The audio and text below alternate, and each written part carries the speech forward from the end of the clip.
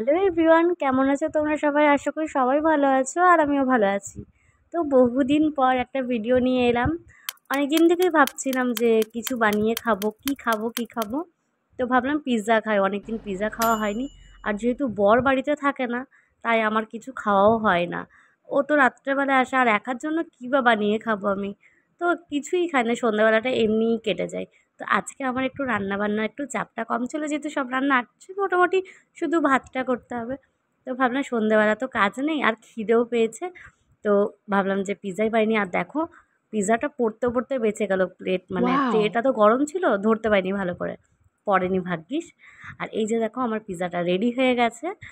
সব জিনিস কেনাই, কিন্তু এই বেসটা কিন্তু আমি মানে নিজের থেকে বানাইনি।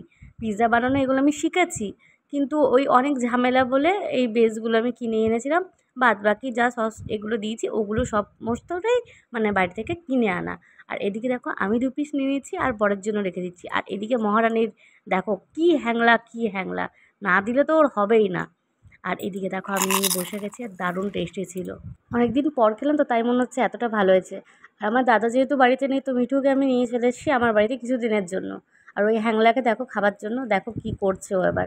যতক্ষণ না দেবো এরকম চিৎকার করতে থাকে, জানো তোমরা।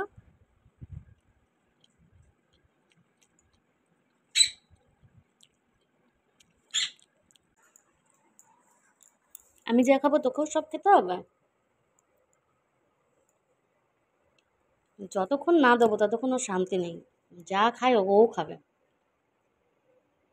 খাও এবার, আবার শেষ হয়ে গেলে আবার চিৎকার করবো।